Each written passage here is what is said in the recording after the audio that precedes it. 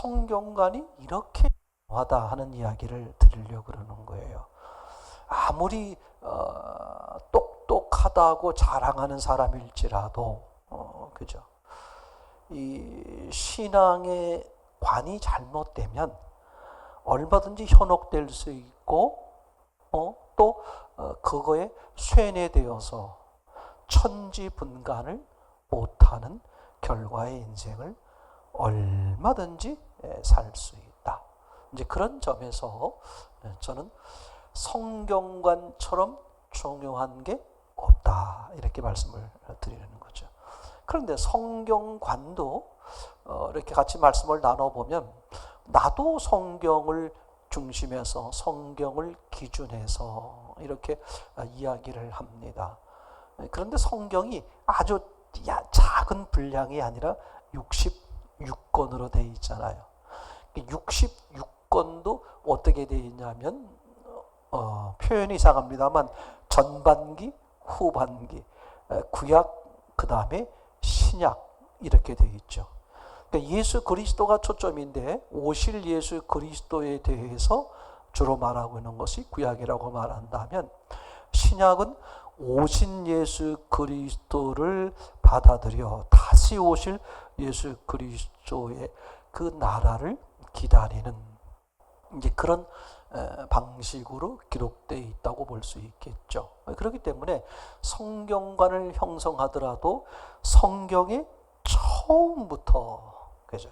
성경의 처음부터 차곡차곡 분명하게 정리가 되지 않으면 얼마든지 나도 성경을 기준한다, 성경을 중심으로 여긴다 라고 하면서도 실제 같이 나누어 보면 많은 그 다른 전혀 엉뚱한 서로 다른 그런 것들을 발견하게 되곤 한다. 이제 그런 점에서 신앙관에 절대적으로 중요한 것은 성경관이다. 근데 성경관도 처음부터, 그죠? 처음부터 천천히 성경에서 말하고 있는 대로, 그죠? 그러니까 내가 보는 대로가 아니라 성경이 말하고 있는 대로 차곡차곡 정리해, 그죠? 신앙을 만들어가는 거잖아요. 이게 대단히 중요하다.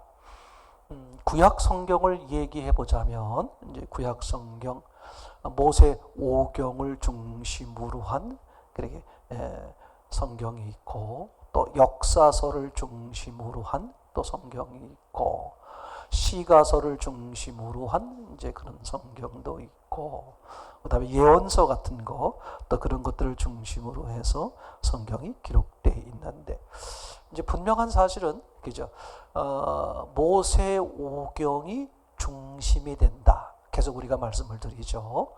그러니까 선지자들이 백성들을 다그치거나 또는 위로하거나 또는 백성들에게 힘을 북돋거나 할 때 그 근거가 뭐냐 하면 항상 모세 오경의 대해를 중심으로 해서 펼쳐놓는다. 책망을 해도 모세 오경을 중심으로 해서, 칭찬을 해도 모세 오경을 중심으로 해서. 그래서 구약 성경의 모든 그 이렇게 선지서들이 말하고 있는 내용들은 다 근거가 뭐냐면 모세 오경이다. 그럼 모세 오경은 우리가 잘 아는 것처럼 창세기, 출애굽기, 레위기, 민수기, 신명기. 그럼 왜 모세 오경이 기준이 될까? 그죠? 모세가 먼저 말했기 때문에 선지자들은 후에 그 모세가 한 말을 가지고 하는 것이기 때문에 그런 이유일 수도 있지만, 모세 오경이 곧 뭐냐면 하나님이 주신 계명과 율법 이런 것들이잖아요. 그죠? 그러니까 하나님이 주신 말씀을 근거로 해서 백성들을 칭찬도 하고 책망도 하고. 그래서 우리는 배운 대로 같이 나누는 것처럼 모든 선지서는, 그죠? 모든 선지서는 뭘 근거로 한다? 모세 오경을 근거로 한다. 이제 진짜 질문. 그럼 모세 오경은 뭘 근거, 뭐가 기준일까? 그죠? 창세기, 출애굽기, 레위기, 민수기, 신명기. 그럼 모세오경은 뭐가 중심일까? 그죠?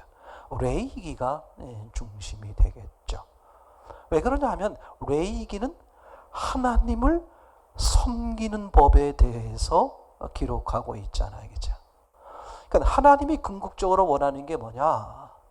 하나님과 백성을 대표로 해서 하나님이 모든 사람들에게 원하는 거, 하나님과 사람과의 관계를 형성하는 거잖아요. 그것은 거꾸로 말하면 하나님을 섬기는 거죠. 그죠? 즉 하나님의 말씀에 따라 사는 거잖아요.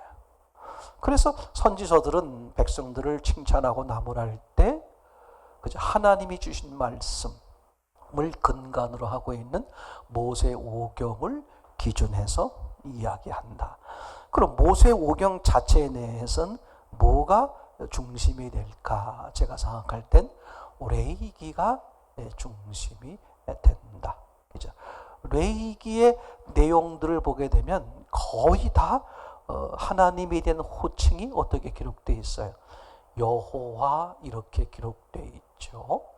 다른 성경과는 다르게 레위기의 거진 다가 여호와로 기록되어 있죠.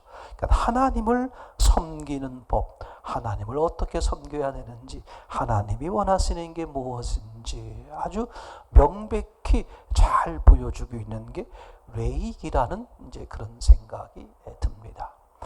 그거와 아울러서 신약 성경도 마찬가지죠. 서신서들, 즉 사도들이 이렇게 말씀을 하고 백성들을 치리하고 칭찬하고 격려하고 책망할 때 다 근간이 뭡니까? 복음서를 가지고 이제 근거를 하는 거죠. 그랬을 때 그럼 또 복음서의 중심은 어디가 될까? 이렇게 생각을 해보는 거죠.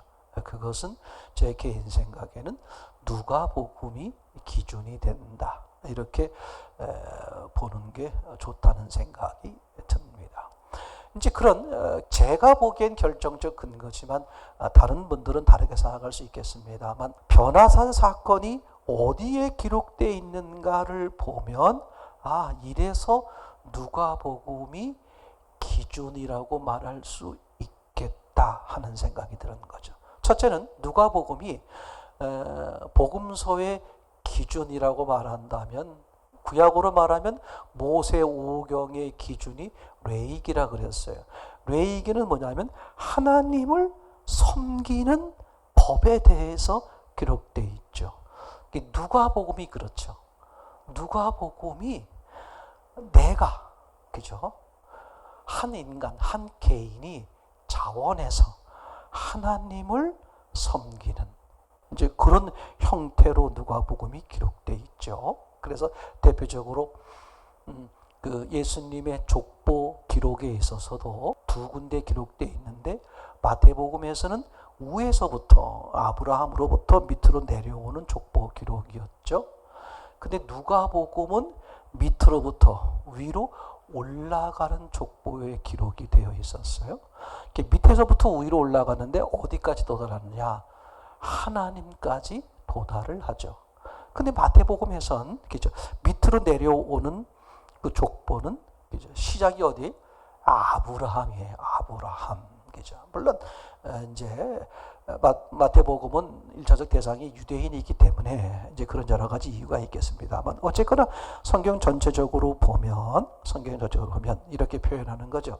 마태복음 유대인이 됐던 마가복음 이방인이 됐던 누가복음에서는 유대인이든 이방인이든 그죠? 그게 뭐 유대인 이방인 따질 거 없이 내가 유대인이든 내가 이방인이든 상관없이 내가 자원해서 인격적으로 하나님을 받아들이는 그죠? 그게 누가복음의 기준으로 표현된 거죠. 그래서 특이하게도 누가복음은 다른 복음서와 다르게 그죠? 그 1차적 대상이 이상하게 기록되어 있어요. 마치 서신서처럼 기록이 되어 있다.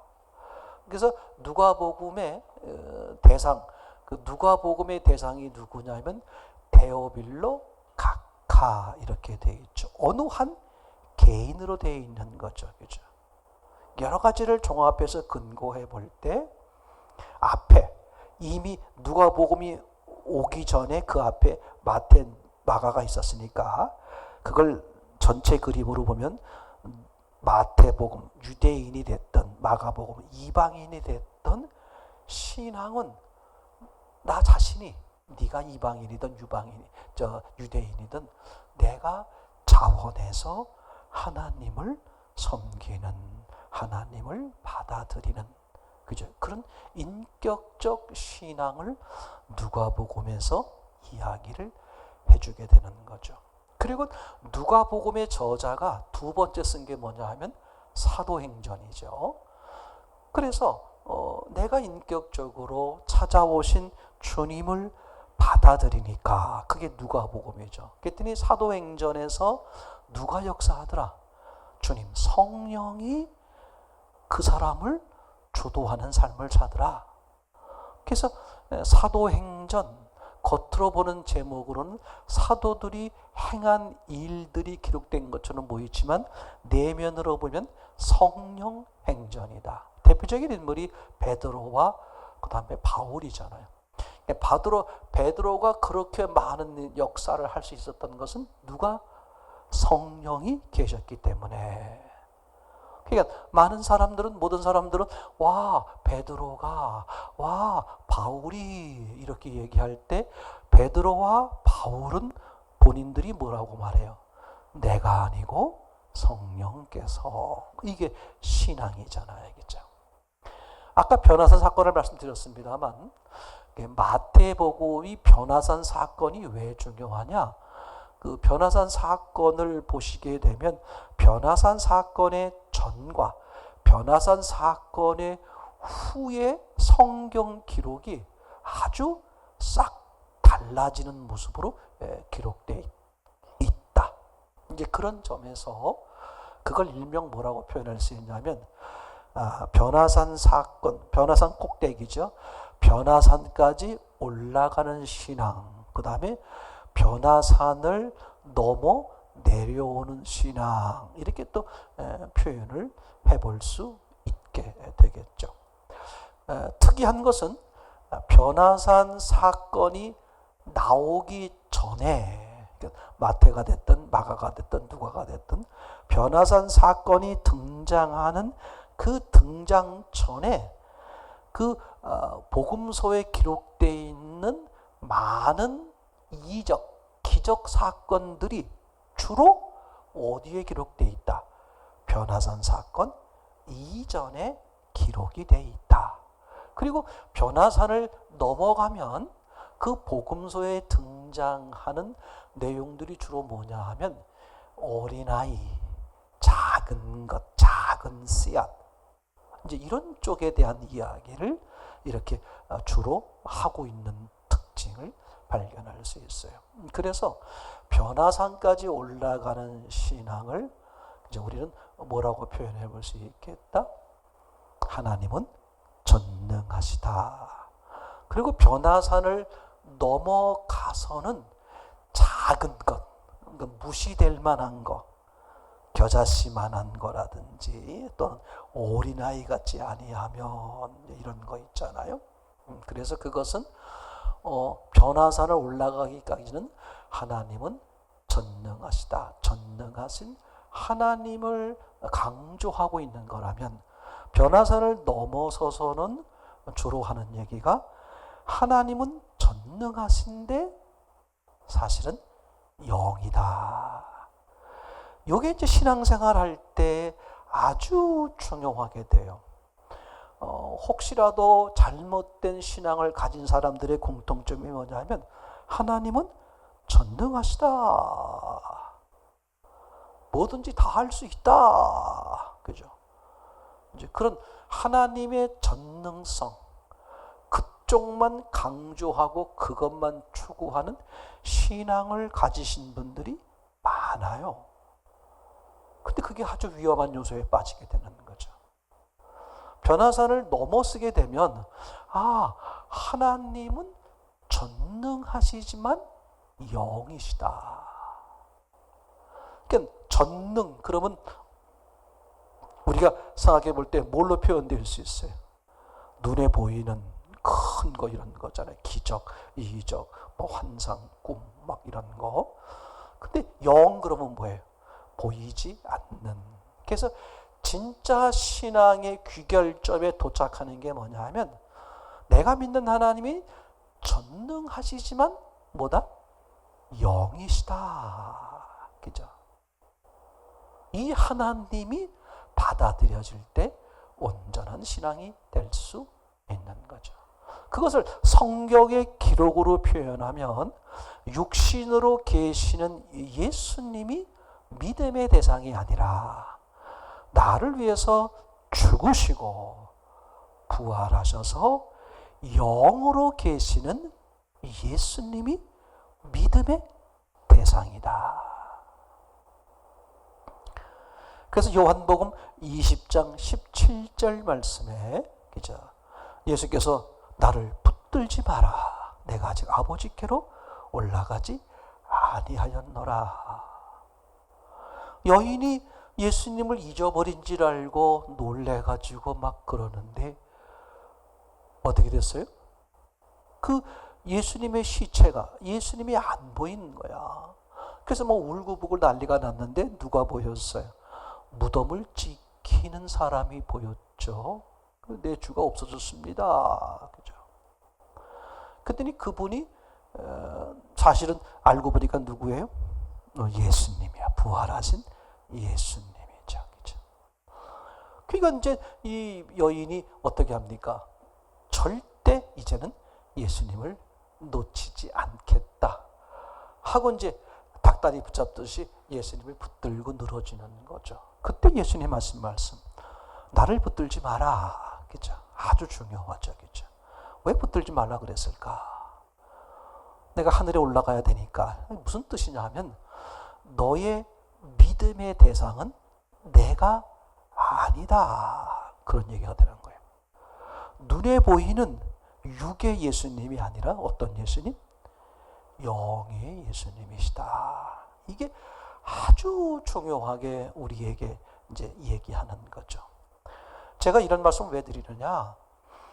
지금의 신앙에 있어서요, 이제 그런 온전한 하나님이 궁극적으로 말씀하시려고 하시는 그 온전한 신앙 가운데 거하지 못하고 어느 부분적으로 그걸 이제 창세기적 언어로 말하면 하나님의 모습이 엘로힘적 역사의 하나님 모습이 있고 여호와적 역사의 모습의 하나님이 있고 그 다음에 임마누엘적 역사의 하나님이 있다. 그걸 사람으로 표현하면 그죠?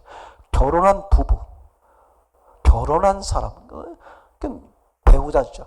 결혼한 사람으로서 부부지간에 표현하고 부부지간에 말하고 행동하고 원하는 그런 모습이 있고 그 다음에 그 전에는 연인 사이, 애인 관계, 연인 사이에서 서로 주고받고 그죠? 이런 거 있잖아요. 그죠? 그렇게 또 모습이 다를 수 있고 맞선 본 지 이제 3일밖에 안 됐어. 아직 뭐 서로 잘 몰라. 얼마나 어색해요. 이제 그런 모습의 하나님으로 계시는 것도 있단 말이에요, 성경에. 근데 만약에 성경을 대할 때 어느 한 부분, 엘로힘적 하나님, 엘로힘적 하나님이란 서로 인격적 관계요 교제가 잘 안 되니까 뭘 사용하겠어요? 중간체를 사용하죠. 중간체가 사람이거나 또는 기적이나 환상 이런 것들로 이야기를 하곤 하는 거죠. 오늘 그 모세와 그의 누나 미리암 형 아론 사이에 문제가 발생했을 때 하나님이 모세를 당신 옆에 세워두고 그리고 그 미리암과 아론에게 그렇게 말했죠. 너희 중에 선지자가 있느냐? 선지자가 있다는 거야. 근데 선지자가 있는데 어떻게 관계한다? 꿈이나 환상으로. 뭐가 있다는 거예요? 중간체가 있다 이런 얘기죠. 내 종 모세와는 그렇지 아니하니 그는 나와 대면하여, 그죠? 직접 말한다는 거예요. 그러니까 영과 영으로. 그러니까 이게 너무 놀라운 거예요. 신앙의 정도가 다른 거죠, 그죠? 마치 어머니의 모습을 보면 알 수 있는 거죠. 아기를 대하는 엄마의 모습과 중학생 아이를 대하는 엄마의 모습과 그 다음에 청년으로 자란 청년을 대하는 엄마의 모습이 어때요? 같은 엄마임에도 불구하고 다르잖아요. 이거요, 우리가 지금 다 아는 내용이에요. 다 아는 내용인데, 아, 저거 얘기 들어봤어. 아, 맞아, 그래. 근데 그걸 뭐가 연관을 못 시켜? 이걸 신앙과 하나님과 연관을 못 시키는 게 아주 무서운 악한 영이요. 그 짓을 하는 거야. 아, 그건 그 얘기고. 그죠? 오전에도 말씀드렸습니다만, 우리는 새로운 가족 공동체, 육의 가족 공동체만 돼도 얼마나 많은 그저 끈끈함이 있고 든든함이 있고. 여러분, 가족 간에 뭐 잘못하고 실수하고 뭐 한 1,000만 원쯤 띄어 먹으면 어떻게 될까? 원수가 될까? 그 가족 간에, 혈연 가족 간에 웬만하면 다 뭐가 돼? 용서가 되고 이해가 되잖아요. 그럼 하나님을 진짜 만났어. 그래서 하나님의 자녀가 됐어. 그럼 하나님의 자녀가 된 사람끼리의 실수와 잘못을 7천만 원 정도의 난리가 났으면 7억, 70억을 땡겨 먹어도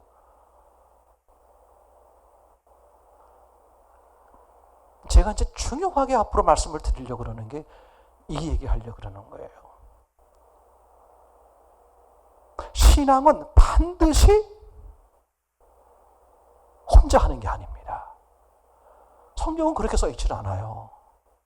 이런 거예요. 하나님의 자녀가 되고 보니까 이미 뭐가 있어? 형들이 있고 동생은 아직 아니지. 내가 맨 막내니까. 형들이 있고 누나가 있고 그죠? 뭐 삼촌이 있고. 그게 어디하고 똑같냐면요. 창세기 1장 28절. 하나님이 사람을 만들어 놓고 사람은 눈을 떠보니까 이미 다 있는 거야. 이미 형성이 돼 있는 거야. 우리 보고 관리하라. 그죠? 그걸 신앙의 요소로 말하면 관계를 잘하라. 그럼 당연히 어떻게 관계를 해야 돼? 하나님의 방법으로 이런 거잖아요. 그죠? 저는 그래서 가족 공동체, 이 혈연으로 관계된 이 가족 공동체에서 하늘 공동체의 그 특징이나 요소들을 너무나 많이 발견할 수 있어요. 그만큼 이 혈연 관계라는 게 얼마나 많은 그런 사랑과 용서와 이해와 또 끈끈함과 도와줌과 나눠줌과, 근데 이게 그 차원, 그 정도의 차원이 아니라 영원한 세계의 생명을 함께 얻어 그 나라에서 영원한 삶을 살 그 가족이 됐을 때에, 상상만 해봐도 진짜 맞다. 이스라엘 사람들이 이제 그런 이 하나님의 의도를 알아채고 그 공동체를 만들잖아요. 그죠? 근데 하나님은 실제로 하나님이 주도하시고 하나님이 주관하시는 그런 공동체를 만들려고 하는 게 하나님의 계획이고 목적이죠. 요한복음 17장에 우리가 서로 다른 우리가 하나로 계시는 것처럼 저들도 하나 되게 하옵소서. 하나님의 궁극적으로 원하시는 게 이제 그거라는 거죠. 그러니까 신앙은요, 철저하게 개인적 그 개인의 것을 존중하면서 공동체를 공유하고 이루어가는 그 하나님만이 하실 수 있는, 하나님의 은혜와 능력으로만 하실 수 있는 이제 그런 공동체를 하나님은 이루려고 하신다. 자, 이제 그래서 말씀을 드린 것처럼 구약도 기준이 그렇고 신약도 기준이 그렇다. 이제 그러면 그걸 합쳐놓고 보면 이미 창세기 1장, 2장, 3장에 그런 전체에 대한 그림을 먼저 설계해 놓고 그 다음에 창세기 4장부터 하나님이 그것을 실제로 이렇게 풀어가시는 방법으로 표현을 하고 있다. 그 중에 창세기 1장이 31절로 맞춰지게 되죠. 그런데 7일 동안 하나님이 6일 동안 일하시고 창조하시고 7일째 쉬시는 장면, 7일 얘기가 나오는데 오늘 잠깐 생각해 보려고 하는 것은, 그러면서도 중요하게 생각해 보려고 하는 것은 2장 1절부터 3절까지는 일곱째 날에 대한 이야기가 된다. 그런데 일곱째 날에 대한 이야기이면 이게 어디에 있어야 되는 거냐 하면 1장에 붙어 있어야 된다. 그죠? 왜냐하면 지금 첫째 날은 뭐하고, 둘째 날은 뭐하고, 여섯째 날은 뭐하고, 그리고 일곱째 날은 뭐하시고, 이렇게 이제 다 끝. 이렇게 돼야 되는데, 여기 신기하게도 일곱째 날은, 그죠? 여섯째 날까지는 1장에 속해 있는데, 일곱째 날 이야기는 2장에 붙어 있다. 우선 이제 우리가 한번 성경에 써 있는 대로 이제 보는 거예요. 성경이 원래 성경 제목은 없습니다. 지금 창세기, 출애굽기, 레위, 민수기 이렇게 되어 있잖아요. 원래 성경은 뭐가 없다? 그 제목이 없어요. 제목이 없고 유대인들이 성경을 제목을 붙일 때 어떻게 붙이냐면 그 책의 첫 번째 단어 이렇게 붙이는 거예요. 창세기로 말하면 첫 번째 단어가 뭐예요? 태초에 이렇게 되잖아요. 그죠? 베레시티.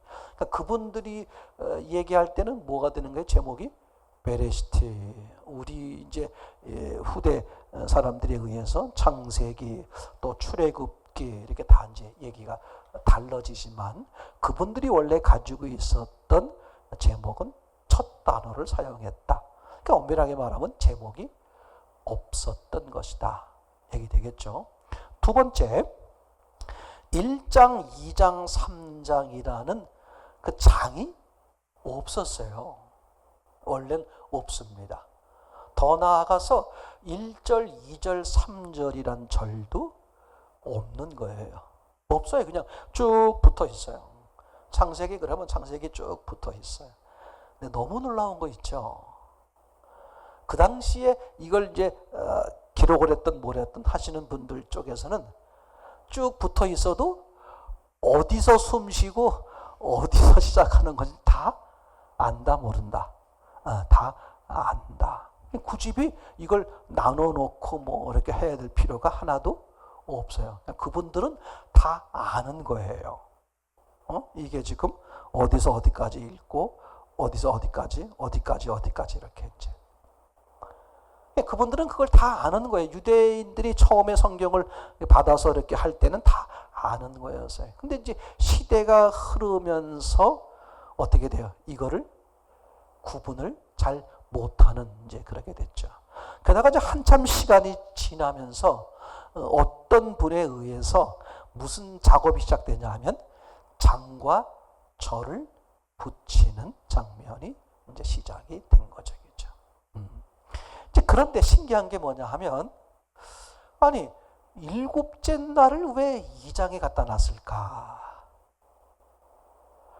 이제 어느 돈 많은 그 이제 인쇄업자라 그러는데 그분을 중심으로 해서 나름대로 성경에 이렇게 나름대로 좀 실력이 있는 분들이 모여서 이제 연구하면서 이거 장절을 나눴겠죠.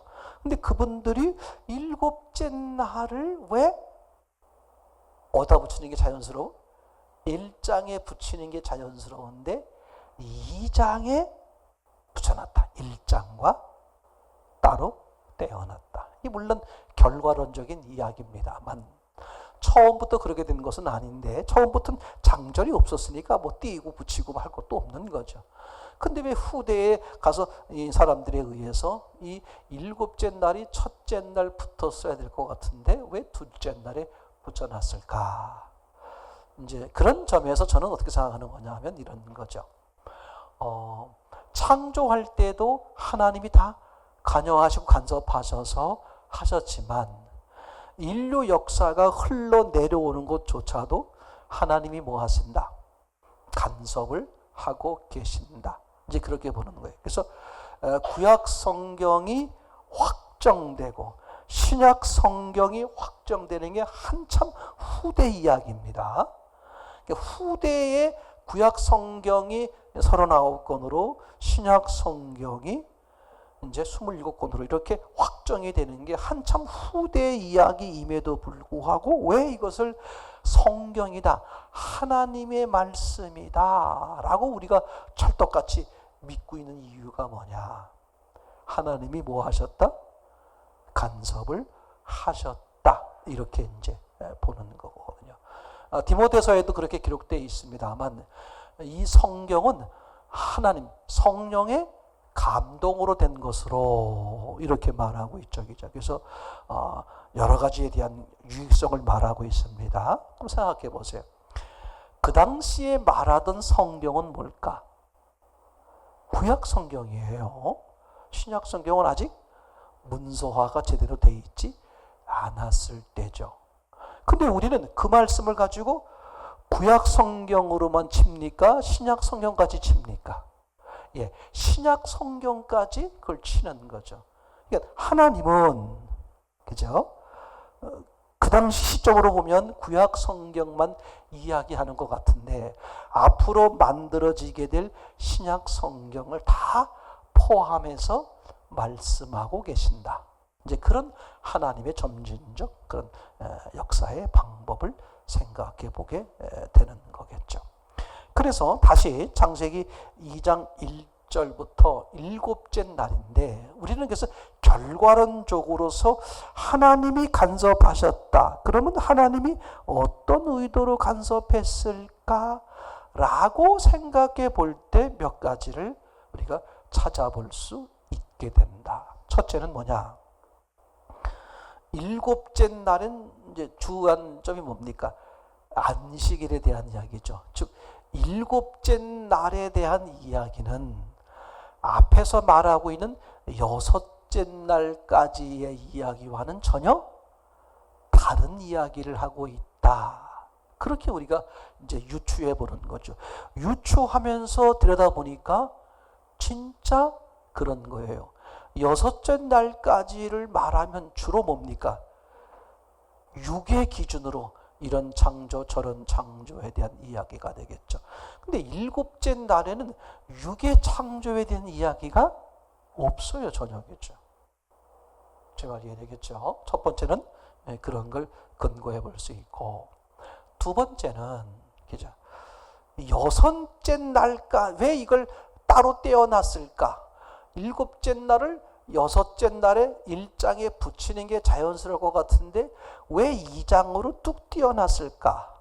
이걸 우리가 또 같이 생각해 보면서 찾아내는 것 중에 하나가 뭐냐 하면 여섯째 날까지의 결론이 뭐다?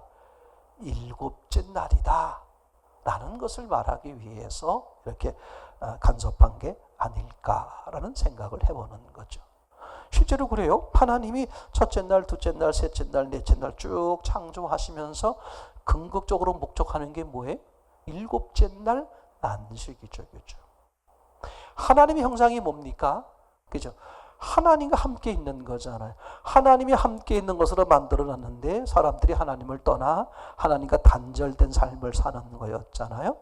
이제 그랬다가 이제 여러 가지 하나님의 계획과 의도와 일들을 치러가시면서 예수 그리스도의 죽으심과 부활과 또 승천과 또는 영적 강림과 재림 이런 여러 과정을 통해서 결국은 뭐 하는 거야? 다시 하나님과 인격적으로 연합한 다시 하나님의 형상을 회복하는 그죠?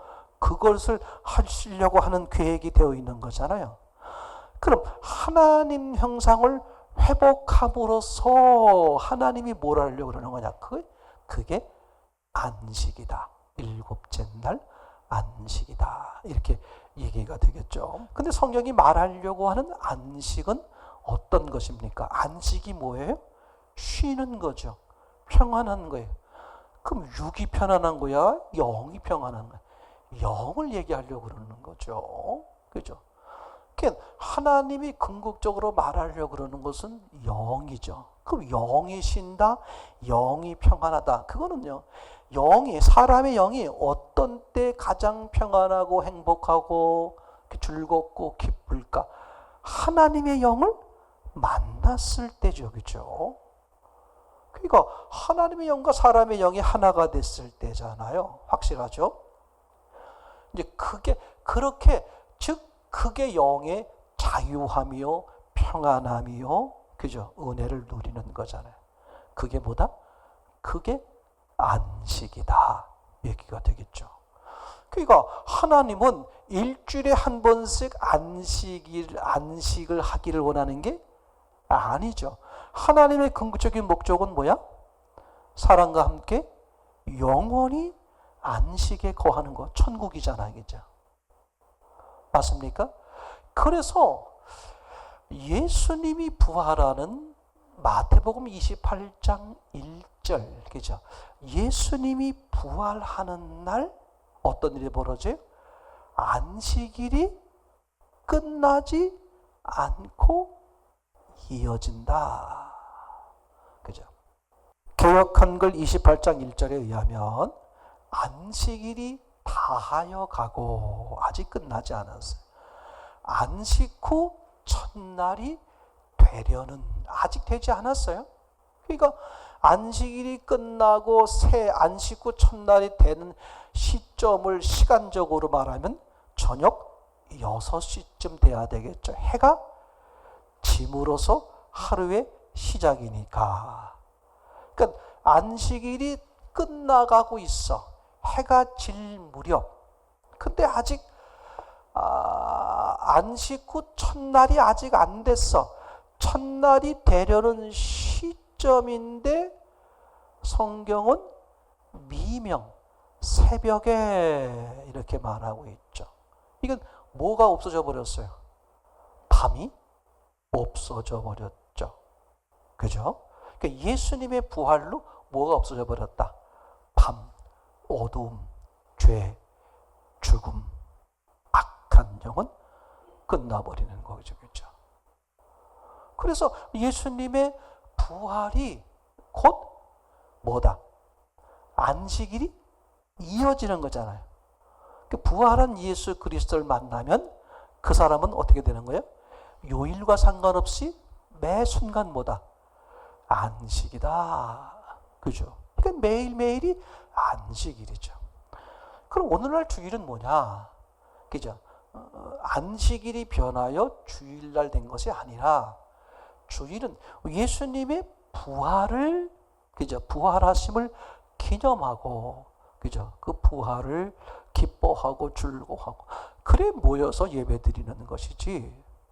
엄밀하게 말하면 안식일이 변하여 주일 되었다. 이렇게 그런 관점으로 얘기하니까 저분들은 무슨 얘기냐? 안식일은 토요일이다. 이렇게 이제 안식일을 주장하시는 분들이 생기는 거죠. 그러니까 성경에 말하고 있는 안식일, 즉 안식이 뭐냐를 정확히 알면, 그죠? 그럼 뭐 하나님이 사람들하고 일주일에 한 번씩 안식일, 그러니까 평일날은 마음대로 놀다가 주일날 안식일날 함께 모여서 주님을 사랑하고 찬양하고 그걸 원하시겠습니까? 그죠? 사람들의 모든 삶이 매일매일 주님과 동행하는, 그게 임마누엘이잖아요. 주님과 교통하시는 이런 여러 가지의 성경적 근거와 증거 때문에 주님이 원하시는 안식이 뭐다? 주님과 한 몸 되는 것이고, 주님과 한 몸 된 사람은 뭐가 된다? 매일매일이 안식이다. 그게 하나님의 가족이고 그런 의미가 되는 거잖아요. 제 말 이해되겠죠? 자, 지금 이제 이게 왜 일곱째 날이 1장에 붙어 있지 않고 2장에 붙어 있을까 하고 이제 생각을 해보게 됐죠. 그러니까 아까 말씀드린 것으로 그 중에 하나를 말하면, 여섯째 날까지는 육에 대한 이야기라면 일곱째 날은 영에 대한 이야기다. 그런데 그 영에 대한 이야기인 일곱째 날이 어디 붙어 있다? 2장에 붙어 있다. 그러면 지금부터 2장은 무슨 얘기를 하려고 그런다? 영에 대한 이야기를 하려고 한다. 이렇게 이제 시작하는 거죠. 예를 들면 4절을 한번 보겠습니다. 이것이 천지가 창조된 때에 하늘과 땅의 내력이 여호와 하나님이 땅과 하늘을 만드시던 날에, 그죠? 여기에 어떤 단어가 나오냐면 땅과 하늘 이렇게 나오죠. 그죠? 이 땅과 하늘은 특이한 단어다. 요한계시록 20장 11절에 한 번 나온다. 그죠? 땅과 하늘. 땅이 먼저 없어지고 이어서 하늘이 없어진다. 그죠? 왜 그렇게 될까? 하늘이 창조되고 그 다음에 땅이 만들어졌기 때문에 이렇게 되는 거죠. 그러면 땅과 하늘을 일부러 거꾸로 놓고 강조하는 거예요. 야, 없어지는데 땅이 먼저 없어진다. 그 다음에 하늘이야. 이게 요한계시록 20장 11절이죠. 그러면 하늘과 땅이라는 단어가 성경에 수도 없이 나오는데 왜 2장 4절에서는 땅과 하늘을 만드시던 날에 이렇게 말하고 있죠. 그럼 만들었다는 거야. 그럼 뭘 먼저 만들었다? 땅을 만들고 하늘을 만들었다. 이게 뭔 얘기냐 이거죠. 그러니까 영에 대한 이야기를 하려고 하는 거다. 이렇게 이제 얘기가 되겠죠. 제 말 이해되겠습니까? 그래서 1장을 잘 정리하시면 2장이 그만큼 잘 보인다. 결론으로 하나만 더 말씀드리면 1장 28절, 29절 이제 잊어버리지 말고 계속해서 중요하게 강조하는 거죠. 하나님이 음식을 주시는데 사람에 대한 음식과 동물에 대한 음식을 달리 하셨다. 그렇죠? 사람의 음식은 반드시 뭐가 있어야 된다? 씨가 있는, 그죠? 이해되겠죠? 실제 사람들은 뭐 씨가 없는 것도 먹잖아요. 근데 하나님이 강조하는 거죠. 사람은 뭘 먹고 살아야 된다? 씨가 있는. 왜 씨가 있는 걸 강조했을까? 씨가 있다는 건 뭐야? 연속성이죠. 즉 영원한 것을 먹고 살아야 한다. 그래서 말씀이에요. 하나님의 말씀을 먹고 산다.